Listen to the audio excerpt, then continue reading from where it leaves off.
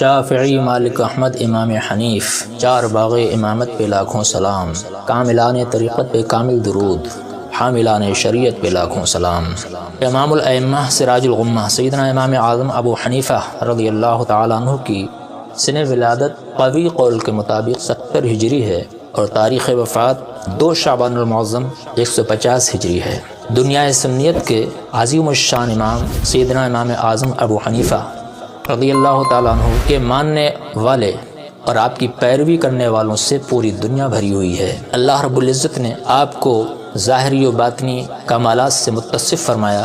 آپ نے 83,000 مسائل کا استنباط کیا، جن میں سے 38,000 مسائل عبادات کے متعلق ہیں اور باقی معاملات کے۔ سیدنا امام اعظم ابو حنیفہ رضی اللہ تعالیٰ عنہ اپنے دور کے مشائخ، علماء، فقہا رضی اللہ عنہم میں ایک امتیازی مقام رکھتے تھے اور پیچیدہ اور مشکل مسائل کو اشاروں میں حل فرما دیا کرتے تھے۔ اللہ رب العزت نے آپ کو وہ دانائی و سمجھ عطا فرمائی تھی کہ آپ کے سامنے مشکل سے مشکل مسئلہ پیش کیا جاتا تو آپ بہت آسانی سے اس کو حل فرما دیا کرتے تھے۔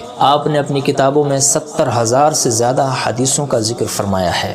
مشکلات میں لوگوں کے کام آنے والے مشکل مسائل کو اشارے میں حل فرمانے والے سیدنا امام اعظم ابو حنیفہ رضی اللہ عنہ کے پاس ایک شخص آیا جو نہایت پریشان حال تھا، اور اس نے آنے کے بعد کہا، حضور بیوی سے جھگڑا ہو گیا اور میں نے غصہ میں یہ قسم کھا لی کہ میں تجھ سے کلام نہیں کروں گا، اس وقت تک نہیں بولوں گا جب تک تو خود مجھ سے نہ بولے۔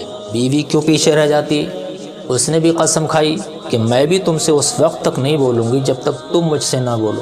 میں نے بہت سے علماء و فقہا کے سامنے یہ مسئلہ پیش کیا، سبوں نے یہ کہا کہ اگر تم آپس میں ایک دوسرے سے بولو گے تو حانث ہو جاؤ گے، قسم ٹوٹ جائے گی۔ میں بڑا پریشان ہوں۔ پہلے کے لوگ شریعت کا، مسائل دین کا بہت خیال فرماتے تھے، تو حضور آپ فرمائیں کہ آپ اس بارے میں کیا کہتے ہیں؟ حضرت امام اعظم رضی اللہ عنہ نے ارشاد فرمایا، تم کس کے پاس گئے تھے؟ تو انہوں نے کہا، میں حضرت سفیان ثوری کے پاس گیا تھا، بڑے عالم ہیں۔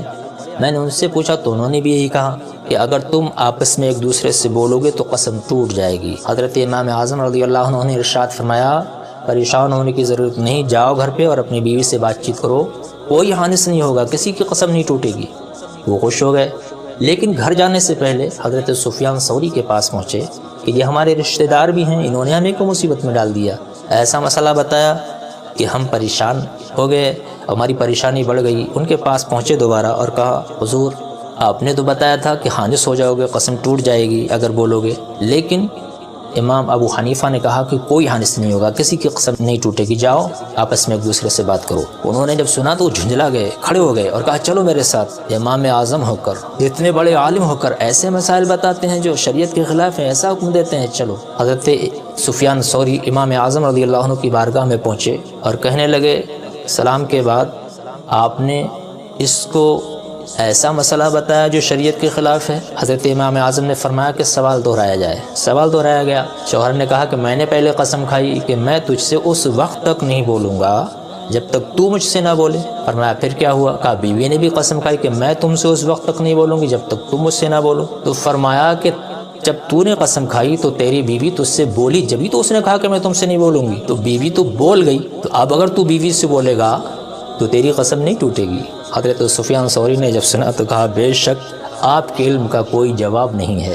حدیث پاک میں آیا ہے، اتقوا فراست المؤمن فإنه ينظر بنور اللہ، مومن کی فراست سے ڈرو کہ وہ اللہ کے نور سے دیکھتا ہے۔ اسی طرح کا ایک واقعہ اور ذہن میں آیا کہ سیدنا امام اعظم رضی اللہ عنہ کے پاس ایک پریشان حال شخص آیا اور اس نے کہا، حضور میں نے یہ منت مانی تھی کہ میرا فلاں کام ہو جائے تو میں ایسی عبادت کروں گا کہ جس ٹائم میں وہ عبادت کرتا ہوں تو دنیا میں کوئی اس عبادت کو نہ کرتا ہو۔ اب میں نے جب یہ منت مانی اس کے بعد اللہ نے میرا کام پورا فرما دیا۔ اب میں نے سوچا میں قرآن پڑھوں تو اس وقت میں نہ معلوم کتنے لوگ قرآن پڑھتے ہوں گے، اگر میں نوافل پڑھوں تو کتنے لوگ نوافل پڑھتے ہوں گے، اگر میں قرآن پاک کی تلاوت کروں تو کتنے لوگ قرآن پاک کی تلاوت کر رہے ہوں گے، میں ذکر و اذکار کروں کہ تو کتنے لوگ ذکر و اذکار میں لگے ہوں گے۔ تو میری سمجھ میں نہیں آتا کہ میں کون سی عبادت کروں۔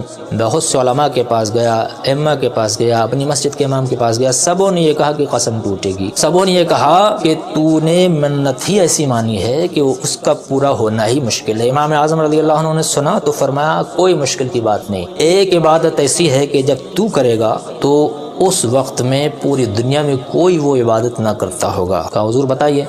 تو فرمایا مکہ شریف چلا جا اور جب مطاف خالی ہو جائے، طواف کرنے کی جگہ خالی ہو جائے تو طواف کر لینا۔ یہ ایسی عبادت ہے کہ پوری دنیا میں صرف مکہ شریف مسجد حرام ہی میں ہو سکتی ہے۔ اس وقت میں جب تو اکیلا طواف کرتا ہوگا تو دنیا میں کوئی دوسرا شخص طواف نہیں کرتا ہوگا، تو یہ عبادت ایسی ہے کہ اس سے تیری منت پوری ہو جائے گی۔ شافعی، مالک احمد، امام حنیف، چار باغ امامت پہ لاکھوں سلام، کاملان طریقت پہ کامل درود، حاملان شریعت پہ لاکھوں سلام۔